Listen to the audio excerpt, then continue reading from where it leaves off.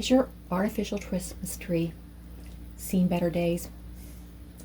Are you tempted to spend $600 or even more for that perfect Christmas tree and $500 on themed coordinated ornaments and $100 on designer ribbons?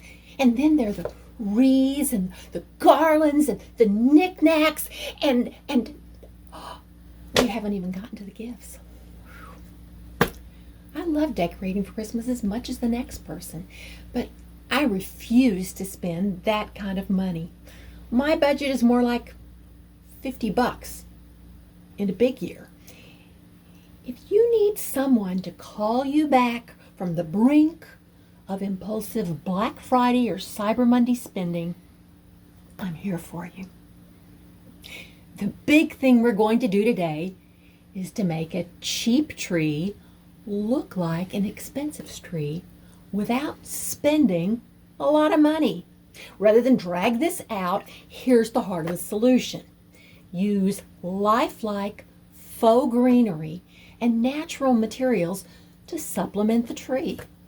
A simple concept with lots of room for creativity. I'm going to give ideas for sourcing and using materials, both faux and real. Then demonstrate with a wreath, step up to a garland, and end with a ratty old tree, all of which were cheap to begin with. For some reason, I'm on the mailing list of Balsam Hill. If you're unfamiliar with Balsam Hill, the New York Times says they are the Cadillac of artificial Christmas trees. They also sell very high-end wreaths and garlands and everything you must have to decorate for Christmas. So I thought I would look through the catalog and get some inspiration from their $200 wreaths, $500 garlands, several of which use magnolia leaves. For those who've seen my fall videos, linked below, you'll be familiar with the magnolia stems I preserved in glycerin, planning on using them for Christmas decor. I've decorated my garlands and wreaths for over 30 years and was excited to use magnolias this year.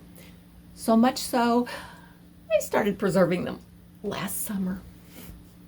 Just like I pored over the toy section of the Sears catalog when I was a little girl, dreaming of what I wanted for Christmas, I found myself thumbing through the Balsam Hill catalog, dreaming of Christmas decor that I wasn't going to buy. The first 5 pages were devoted to woodland themed decor. And I began to imagine using my preserved magnolia leaves in a woodland themed wonderland. Let's start with the materials. This is the stash I'll be working from. First are the natural materials. I live in Northern Virginia, Zone 7B, so I have my preserved magnolia stems and dried hydrangeas. And here we have holly, boxwood, lots of ivy, acorns, and an occasional pine cone. For 30 years, we lived in the Colorado mountains, Zone 5A in a good year. So we had plenty of spruces, firs, pines, and pine cones. I confess, I do miss that at Christmas time. Think about what grows where you live. There are wonderful plants that grow just about anywhere. Ornamental grasses with their dramatic seeds, yarrow, dusty miller, seed heads from assorted flowers, grasses, and weeds. The other go-to naturals are dried apple and orange slices. Then there are fun things I will be looking to add if I find them. Birds' nests, feathers, small antlers, dried branches. Keep your eyes open when you go for a walk and use your imagination. Another category is florals that dry naturally, including baby's breath, statice, and straw flowers. Statice and straw flowers can be grown from seed, and baby's breath and statice can be bought fresh from a florist and just left to dry. It's cheaper than the craft store. I'll talk about that in another video. Next are materials readily available at craft stores and thrift stores. Things I buy when I find a good deal are inexpensive clumps of ivy, faux berries, seeds, fruits, and assorted greenery. I added some extra greenery this year in the form of picks and a garland. I buy larger stems that I can cut apart, as you can see here. Don't forget to check thrift stores where the prices are a fraction of new. The Goodwill around the corner from me had a great selection this week. Dirty things can be washed, and less than perfect items can be deconstructed for their elemental parts, like an old Christmas tree or a wreath. Very easy to find. I even found a wreath with birds that would go with my woodland theme this week, but I didn't need more. Maybe you can find some ornaments with little wild animals. I love the berries I thrifted a few weeks ago. You can even shop the curb after the holidays if you have a place to store things through the year. I'm going to start with a basic wreath because these are fast and easy. A quick look at the back lets you know I'm not exaggerating about the quality. Super cheap, one level up from the bottom. The first step is always to fluff the greenery. I'm starting with pine cones, mostly collected in Colorado, but scavenged from various sources. I never throw out a pine cone. Since I will be hanging this in a low traffic area indoors, I can be careless about attaching things. If it were for outdoor use, I would wire things very securely to keep them from blowing down the street. I will make a wreath for my front door in another video. Dried hydrangeas, old ivy, small apples, my thrifted berries.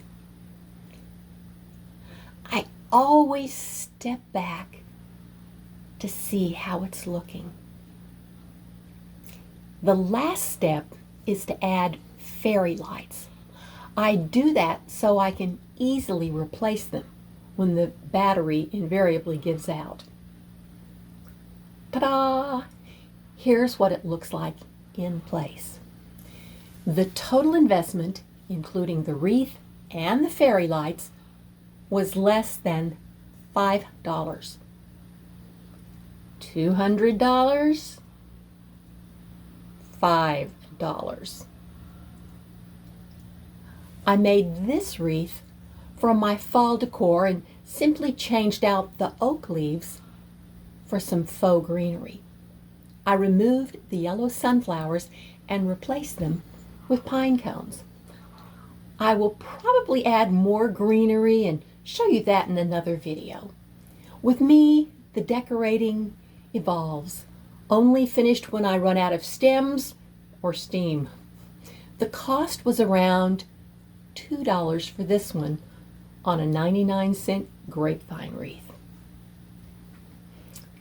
I have had this exact garland hanging in my home every Christmas for almost 30 years. I wired together 2 for a 12-foot garland. The first step is always fluffing. Then for a garland that I'll be plugging in, I put on a string of lights. When the lights start to give out, I'll completely remake it. I think this is the 3rd set of lights. The greenery, faux fruit, and some of the berries were on the original garland 30 years ago. I get my money's worth. Next are the elements that add fullness. My preserved magnolia leaves and extra faux greenery. The garland base is a cheap faux fir to which I added pine, cedar, ivy, a grayish green mystery plant for texture and color, all of which were wired down just like you see in all videos. Once the garland is hung, I just slip the red berries, the fruit, the dried hydrangeas and ornamental grasses between the wires and greenery. Waiting until after the garland is hung has several advantages. For now, I can make sure the pretty bits are on the front and control the balance better. For storing, I can make sure delicate items like the hydrangeas are removed and protected. Or I could use them in another project without having to take the garland apart. After New Year's, I'll do a short video on how I store my garlands and wreaths so they last well. Some of the florals I dried have lasted as long as 25 years. I don't reinvent Christmas every year. My total cost for a 12-foot garland with the string of lights, added greenery, fruits, berries, and scavenged bits was around $20.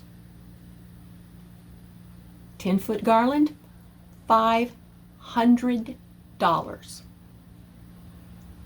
$20. This has to be one of the saddest faux trees ever. A real Charlie Brown tree. It's a bottom of the line, pre-lit 6.5-foot tree from Home Depot that we bought 6 years ago because our house is small and this tree was narrow. The narrow silhouette made it really cheap. But over the years, several pieces have broken and there's a hole in one spot that no amount of fluffing and straightening could remedy.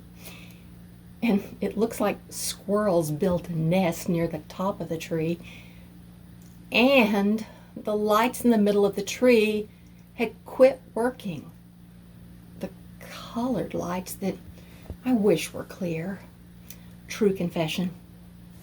It was so bad. I started looking at the Balsam Hill website. For $600, I could get a beautiful new tree. A Cadillac of Christmas trees. How could I put this embarrassing tree in a video?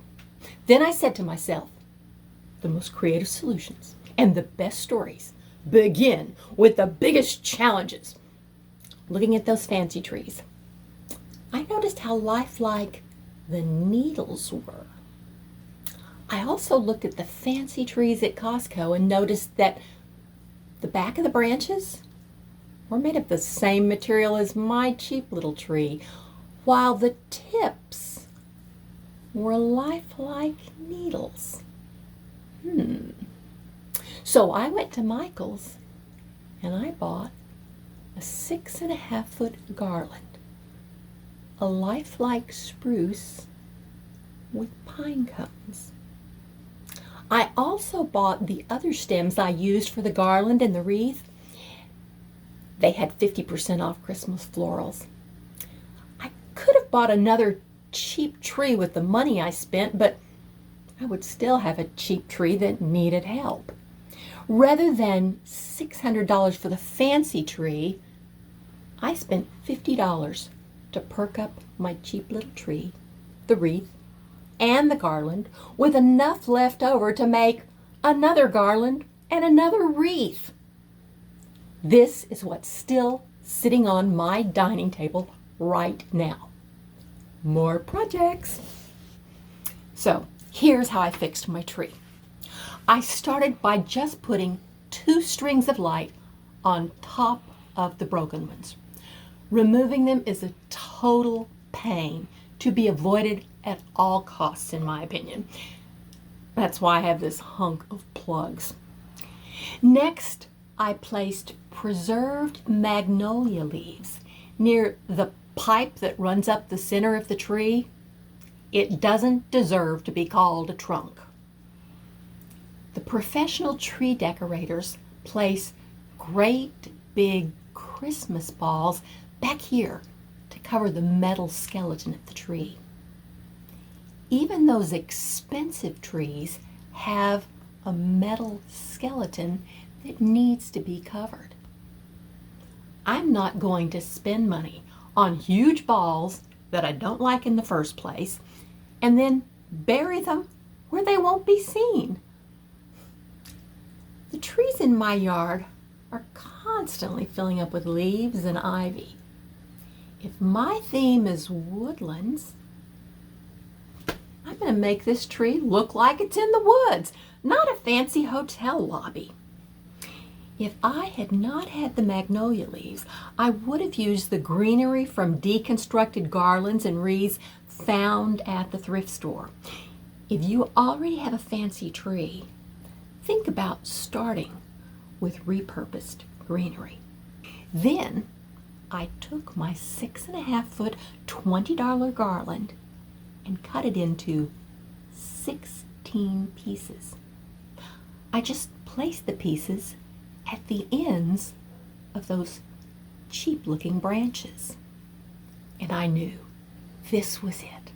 I could almost hear angels singing.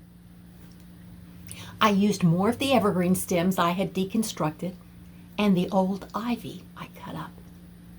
Once the tree looked full, I sorted through my old ornaments for decorations that would go with my woodland theme. First, birds. These cardinals, bluebirds, and chickadees are my favorites from a National Geographic traveling warehouse sale 25 years ago. I also have assorted birds and birdhouses that Levita, my second mother, gave me over the years. I usually have a real bird's nest, but Kitty Kirby destroyed the one I used for fall decorating. I then added snowmen and wooden carved Santas and a few ornaments that have sentimental meaning. I also have a number of small nativity ornaments that I just had to use. I like to remember what Christmas is about. To keep the woodland theme going and add texture and color, I added dried hydrangeas, pine cones, red berries, and bows with greenery on them. For me, the most time-consuming and important part of Christmas decorating is always the tree. I'm off to a good start. This is going to be a fun year to decorate. Hit the subscribe button if you want to see what happens when I really kick into Christmas overdrive. Happy decorating. See you next time.